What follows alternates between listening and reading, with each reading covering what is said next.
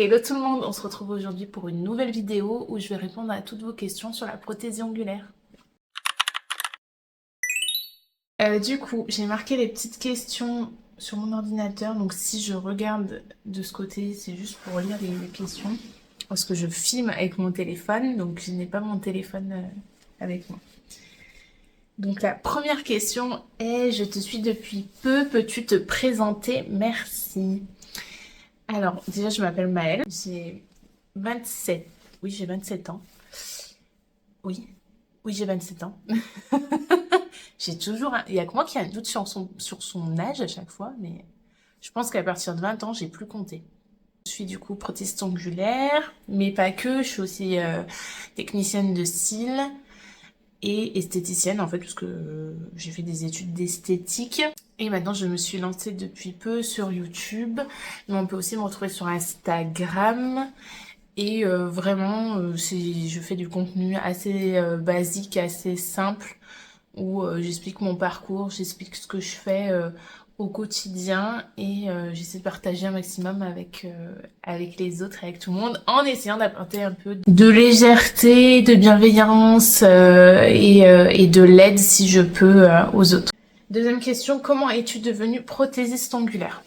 Alors moi j'ai suivi des études d'esthétique, donc j'ai été diplômée d'un BTS esthétique en 2018. J'ai fait à l'école d'Arfeuil à Saint-Étienne, peu option management parce que je savais que sur le long terme je voulais ouvrir mon entreprise et travailler pour moi. Parce que j'ai toujours eu du mal à avoir quelqu'un au-dessus de moi, j'ai toujours envie de plus. J'aime me challenger, j'aime faire de nouvelles choses, je m'ennuie assez facilement dans mon quotidien. Donc si je renouvelle pas les choses, en fait, je lâche l'affaire et je change. Donc j'ai changé énormément de fois de parcours dans ma vie et vu que je savais que je voulais me lancer un jour à mon compte, arrivé fin 2020, j'ai vraiment cherché une formation de prothésiste ongulaire.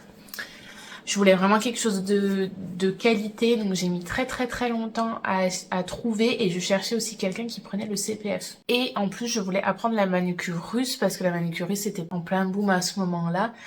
Et j'aimais vraiment ce côté parfait, peau très lisse, les ongles vraiment nickel. Alors vous allez dire peut-être c'est complètement débile ma façon de penser, mais je voulais apprendre la manucure russe par une russe. Parce que je me suis dit, quoi de mieux que d'apprendre la technique par quelqu'un qui l'a apprise là-bas. Formée chez Stylette Academy, que vraiment je recommande à 100%. Ça vient avec une autre question qui était quelle formation as-tu suivi et laquelle recommandes-tu? Du coup, je combine les deux questions. Donc j'ai fait cette formation de base. Je crois, si je dis pas de bêtises, que c'était peut-être une semaine, quelque chose comme ça. Moi, à l'époque, Paulina, donc la créatrice de Stylette Academy, enseignait encore à ce moment-là, parce que moi, je l'avais vue à ma formation de base, elle avait participé. Sinon, elle avait deux autres formatrices alors qui nous forment en fait. Et déjà, on est dans des petits groupes parce que nous, on était pour deux formatrices, on était 4. On travaille toutes, enfin, à part le premier jour, mais on travaille tout de suite sur modèle. Donc ça, j'avais vraiment apprécié. Et puis, elles font étape par étape. Pour avoir des bases solides, c'est une super formation. En plus, maintenant, elle a étoffé ses formations. Elle fait pas mal de formations en ligne qui sont vraiment génialissimes. Je crois que je les ai toutes faites à part une. Elles sont juste géniales. Elles sont abordables en termes de prix. Et vraiment, c'est un puits de connaissances. Paulina, c'est un truc de fou. C'est quelqu'un qui est hyper disponible. Dès que vous avez une question, elle y répond. J'ai fait cette formation de base et c'est comme ça que j'ai commencé à être prothésiste ongulaire. Donc j'ai commencé petit à petit. J'ai commencé par faire des modèles et puis petit à petit, quand j'ai pris confiance en moi, j'ai commencé en fait prendre des clientes classiques, tarifs classiques. Voilà comment j'ai commencé. Alors ensuite, la prochaine question, travailles-tu avec des produits spécifiques ou des marques particulières? Moi, franchement, je suis pas adepte d'une marque en particulier, à prendre tous leurs produits, non. Après, j'ai toujours mes petits chouchous en termes de marque. J'aime beaucoup Indigo, crème pour les mains, enfin toutes les senteurs, c'est pépite. Mais la Bad Icon surtout, délicieuse. Vernis aussi, j'adore. Mais ma marque chouchou que j'aime vraiment beaucoup, c'est DNK. DNK, j'adore que ce soit le packaging, l'ADN de la marque, tous les produits. Franchement, j'en ai testé plein des produits d'eux et c'est vraiment, j'adore cette marque. Après, j'en ai testé beaucoup. J'ai Almas, Gamage, enfin vraiment, j'en ai testé pas mal, mais DNK, j'aime vraiment trop. Ensuite, quels sont tes tarifs? Alors, actuellement, mes tarifs pour moi, j'ai fait très simple hein, pour pas que les clientes s'y perdent. Pose ongles naturels. Je suis à 50 € pour 2 heures. Oui, par contre, moi, je ne suis vraiment pas rapide. C'est vraiment un truc... j'ai essayé de réduire, mais je suis toujours très calée sur ça. Donc 2 heures pour des ongles naturels et pour le remplissage. Donc on est toujours... Remplissage ongles naturels, on est à 50 €. Faux ongles, je suis actuellement à 65 €. Je mets à peu près 3 heures. 2h30, 3 heures, ça dépend ce qu'on me demande s'il y a nail art ou pas. Après, je prends des forfaits, donc c'est-à-dire forfait French, forfait baby boomer, forfait baby color. La prochaine question, c'est proposes-tu des formations? Non. Non, je propose pas de formation. Pour l'instant, c'est pas du tout un de mes objectifs ou à l'ordre du jour. Parce que j'aimerais faire d'autres choses. Je pense qu'il y a des gens beaucoup plus qualifiés. J'ai l'impression que tout le monde essaie de devenir un peu formatrice. Moi personnellement ça m'attire pas forcément, c'est pas un truc qui me fait triper de former les gens. Quel conseil donnerais-tu à quelqu'un qui souhaite se lancer? De pas se décourager, c'est la première chose.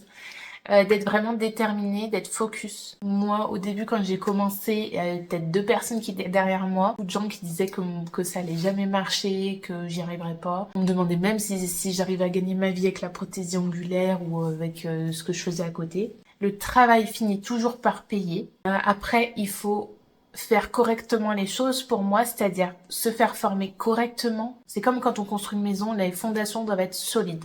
Pour moi, le meilleur conseil que je peux donner à quelqu'un qui commence, c'est il faut vraiment faire professionnel, avoir confiance en soi, mais vraiment, on a confiance en soi quand on sait ce qu'on donne comme service, ce qu'on a à offrir, c'est-à-dire même si moi je suis à domicile, hein, je suis chez moi, même si je suis chez moi, c'est comme si j'étais dans un salon. C'est-à-dire c'est nickel au niveau de l'hygiène, l'accueil il est vraiment personnalisé, j'essaye de faire l'expérience client la plus parfaite possible, c'est-à-dire du début où tu rentres chez moi, voilà, je te chouchoute, je fais attention à toi, j'essaie de te mettre à l'aise, de te mettre dans l'ambiance que tu aimes, de t'offrir le café, le thé, ce que tu as envie de manger, du salé, du sucré, tout soit confortable, que ce soit agréable, que ça sente bon, vraiment du détail, mais c'est dans les détails que vient vraiment la qualité. C'est quand vraiment on fait attention aux détails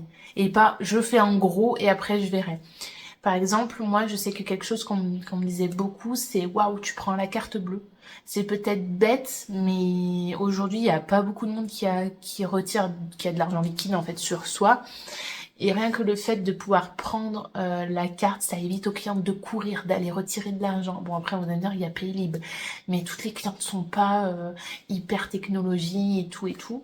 Et ce sont des petites choses comme ça qui font vraiment la qualité. Au-delà déjà, de base, le service que vous donnez, donc la technique sur les ongles doit être nickel. Mais au-delà de ça, pour se lancer, je trouve qu'il faut vraiment mettre l'accent sur des détails, continuer à vous faire former régulièrement. Et aussi un truc qui moi m'a beaucoup marqué et je l'ai toujours dans un coin de ma tête, mettez-vous toujours à la place des clientes, c'est-à-dire quand vous allez chercher un coiffeur, premier truc que vous allez regarder, c'est pas le prix, c'est le résultat. Ensuite, vous allez regarder peut-être le prix.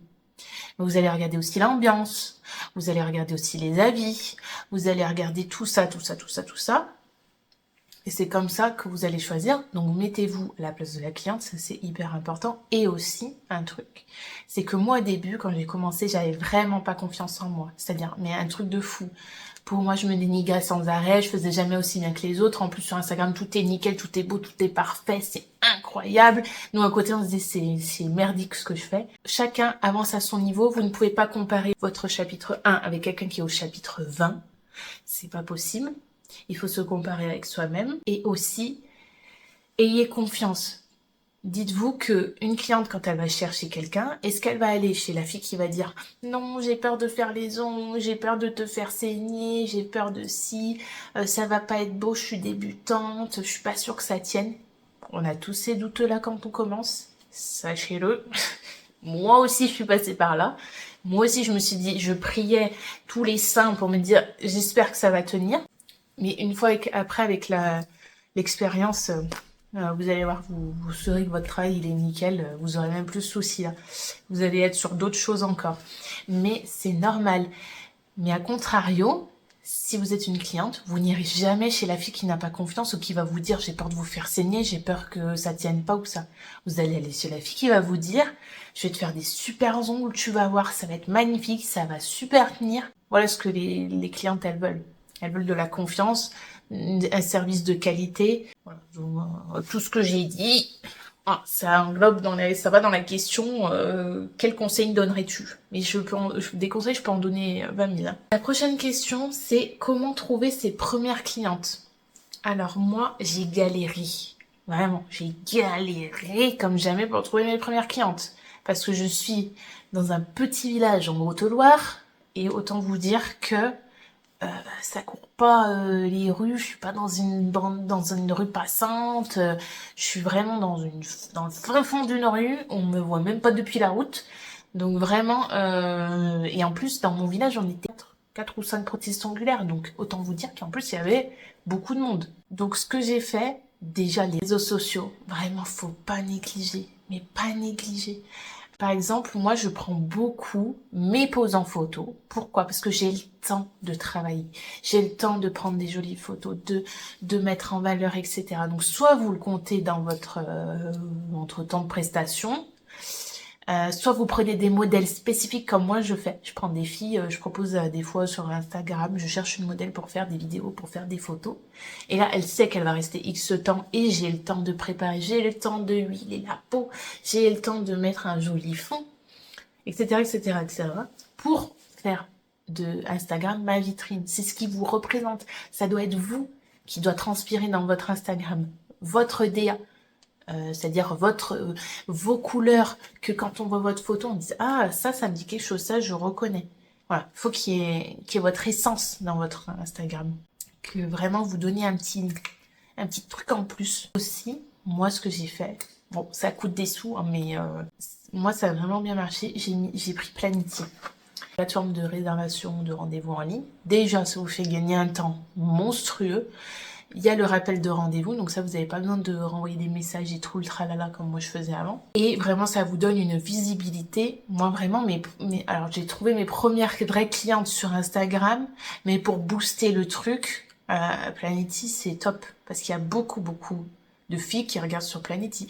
Et d'ailleurs j'ai beaucoup la réflexion de clientes qui me disent ah j'ai vu une telle mais elle a pas de prise de rendez-vous en ligne donc flemme, j'ai pas envie de me tracasser, envoyer des messages. Ou elles peuvent regarder à n'importe quel moment de la journée, de la nuit si elles veulent pour prendre rendez-vous. Après en plus vous pouvez tout je vais pas vous faire une vidéo sur Planety, mais si vous voulez que je vous donne plus de renseignements sur ce genre de plateforme, c'est pas mal parce que vraiment vous pouvez tout modifier comme vous voulez, vous pouvez mettre les jours où vous travaillez ou pas, vous pouvez bloquer vos heures où vous avez un rendez-vous, vous pouvez mettre les acomptes, vous pouvez pas mettre les acomptes, vous pouvez mettre la carte fidélité, enfin bref, il y a plein d'options et vous avez une formation d'ailleurs quand vous prenez Planety et vraiment c'est cher, je suis d'accord, mais c'est pareil, on va dans le professionnalisme et vraiment, c'est un plus. Et c'est vraiment comme ça que j'ai trouvé mes premières clientes. Et la dernière question est, y a-t-il beaucoup de concurrence et comment se démarquer? Bon, j'ai un peu parlé déjà ça de comment se démarquer. Pour moi, oui, il y a de la concurrence, mais comme dans... Déjà, c'est même pas de la concurrence, mais bon, bref, je vais y revenir, mais je vais expliquer mon propos. Il y a de la concurrence comme dans plein de domaines. C'est-à-dire les restaurants, il y en a combien dans une rue? Il peut y en avoir 10, 20, etc. Qu'est-ce qui va faire qu'on va revenir? Déjà, si c'est bon, on va revenir. Mais moi, pour moi, ce qui personnellement me fait revenir ou pas, c'est l'expérience client. L'expérience client, moi, je trouve c'est le truc qu'il faut vraiment pas négliger. Parce que des fois, quand vraiment vous êtes au même niveau qu'avec une autre prothésiste angulaire, vous faites du aussi joli travail, ce qui va vous différencier, c'est les petits plus. C'est les détails. Et ça, vraiment, faut vraiment se le mettre dans la tête. C'est comme la manucurus. Ce qui fait que c'est joli la manucurus, c'est tous les détails. Et c'est, donc, comme je l'ai dit avant, mais c'est la propreté, l'hygiène, le fait que vous utilisez des, euh, des produits à usage unique. Tout ce qui touche à la peau, c'est stérilisé automatiquement. Les limes sont à usage unique. Les buffers sont à usage unique. Ensuite, si vous proposez le thé, le café, les petits biscuits, le truc salé, le truc sucré, c'est beau. Parce qu'on aime quand c'est instagrammable. C'est une chaise confortable, tout ça, ça joue dans l'expérience client. Et aussi, moi, ce que je faisais au tout début, j'étais chiante, mais chiante sur ça, mais c'était de laisser des avis. Mais vraiment pas des avis constructifs de pourquoi tu es venu, qu'est-ce qui t'a plu, pourquoi tu me recommanderais, vraiment aller loin dans la question de pas juste ah elles sont trop belles tes poses et stop, terminé, emballé, c'est pesé. Non, c'est pas ça qui fait que vous vous démarquerez de quelqu'un. Aujourd'hui, beaucoup de filles font des jolies poses. Et aussi, je trouve qu'il n'y a pas de concurrence. C'est-à-dire que j'ai toujours dit ça à toutes mes clientes quand on me pose la question. Il n'y a pas de concurrence dans le sens où on a chacune notre façon de travailler, on a chacune quand même un résultat, je trouve, différent. On a chacune notre sauce, notre façon de faire, notre façon de s'exprimer. Ça va matcher avec des clientes et ça va pas matcher avec d'autres. On peut pas plaire à tout le monde. Moi, par exemple, je suis pas fan des nail art à outrance, du 3D, des imprimés, des trucs animaux, des couleurs. C'est vraiment pas mon truc. Voilà, les clientes qui kiffent ça, elles vont pas venir chez moi puisque c'est pas ce que je mets sur mes photos, ça va pas leur donner envie. Elles vont aller chez quelqu'un qui va faire ce qu'elles veulent avoir. Et à contrario, des filles qui recherchent ce que je fais, elles vont venir chez moi. Et pareil, si vous avez quelqu'un qui fait à peu près les mêmes poses que vous, ce qui va faire la différence, c'est la personnalité. Vous allez matcher avec quelqu'un, elle va vous trouver sympa, elle va s'attacher à vous. Et il y en a d'autres, non, il n'y aura pas d'atome crochu, elles iront voir ailleurs et c'est ok. Moi, j'ai dit à des clientes quand j'étais malade et que j'ai dû annuler des rendez-vous, elles sont allées ailleurs, mais c'est totalement ok, elles m'appartiennent pas, elles font ce qu'elles veulent. Et au contraire, des fois, c'est même, faut le voir même comme un avantage parce que des fois, elles vont tester ailleurs et puis elles vont voir la différence. Elles vont se dire, ah, bah, j'aimais bien quand elle me faisait comme ça, ou j'aimais bien quand elle me mettait sa petite crème, ou j'aimais, voilà. Et ça va faire toute la différence. Donc voilà, j'espère que j'ai répondu à toutes vos questions. N'hésitez pas si vous avez d'autres questions, à me dire en commentaire. J'y répondrai, je réponds normalement à tout le monde. Et puis sinon, dans mon DM Insta, n'hésitez pas, vous pouvez venir m'envoyer des petits messages et me suivre avec grand plaisir. Voilà, j'espère que la vidéo vous... Oula, je perds ma voix. J'espère que la vidéo vous a plu. Je vous fais plein de bisous et j'espère à très bientôt.